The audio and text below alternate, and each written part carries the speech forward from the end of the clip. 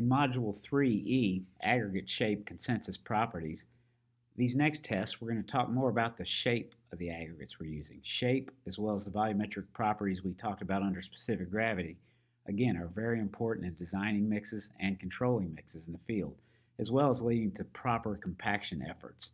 These next three tests, we will talk about fine aggregate angularity, flat and elongated, and coarse aggregate angularity. Again, the shape being important in angular aggregates that lock up and resist rutting. These tests are all done to inhibit rutting. Rutting was a very big problem in a lot of mixes for many years under Marshall design. Under SuperPave, we've added these aggregate tests to determine whether the mix will be rut resistant after we design. In the first of these tests, we'll talk about fine aggregate angularity.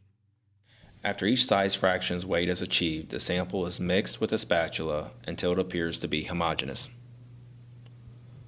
Use a finger to block the opening of the funnel and pour the test sample into the funnel. Level the material with the spatula and remove the finger, allowing the sample to fall freely in the cylindrical measure. After the funnel empties, strike off the top of the measure by a rapid, single pass of the spatula with the width of the blade vertical, keeping the straight part of its edge horizontal and in light contact with the top of the measure. Brush adhering grains from the outside of the container and determine the mass of the measure to the nearest tenth of a gram.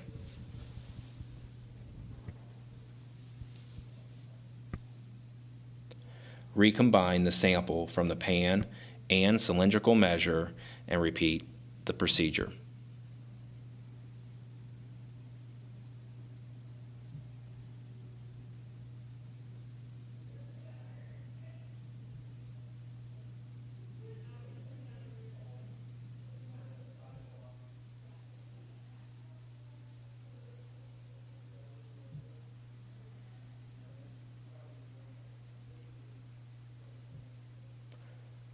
The results of 2 runs are averaged.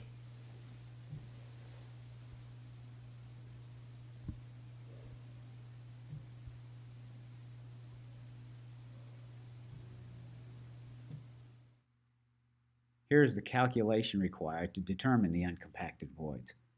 U equals percent uncompacted voids in the material. V is the volume of the cylinder measure in milliliters, typically 100. F is the mass of the fine aggregate in the measure, and G will be the bulk dry specific gravity of the fine aggregate, which we determined in an earlier test with fine aggregate specific gravity. The calculation being uncompacted voids will be volume of the cylinder minus mass divided by the bulk specific gravity divided by the volume of the cylinder times 100. This will give us the number, which will have to at least be a minimum of 40 or 45, depending again on the easel count. Flat particles, elongated particles, and coarse aggregate. Typically, we call this flat and elongated. It's a dimensional test for ratios of the aggregate particles in the coarse aggregate.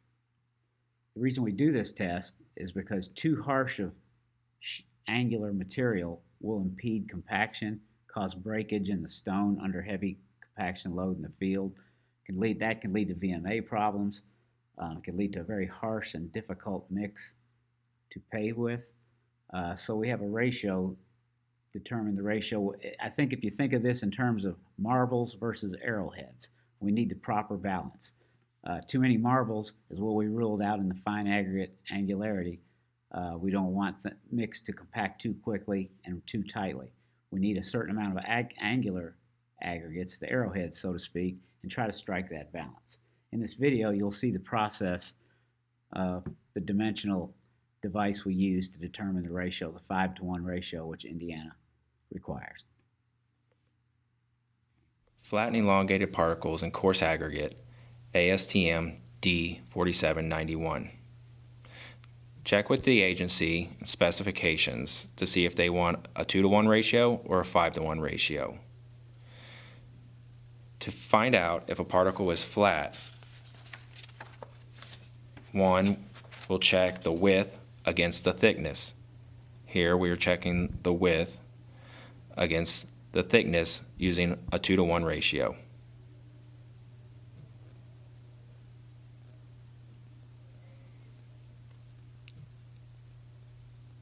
To check if a particle is elongated, we are checking the length to the width. Here we check the length to its width.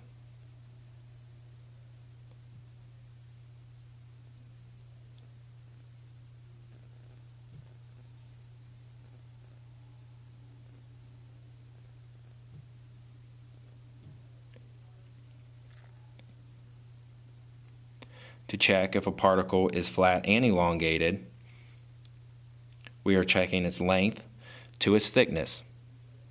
So here we have checked its length to its thickness. Now we will calculate the percentage of flat and elongated particles to the nearest 1% for each sieve size greater than 3/8 inches, or 9.5 millimeter. On the 3/4 inch or 19 millimeter size fraction, no test is performed on the 3/4 inch size aggregate because it is less than 10% of the total sample. Any size, whatever your top fraction is, if it's less than 10% of the total sample, we do not need to calculate this number. Assume that the 3/4 inch particles have the same percent flat and elongated as the 1/2 inch. Now with the 1/2 inch, 12.5 millimeter size material, we find 715.3 grams after reducing to about 100 particles.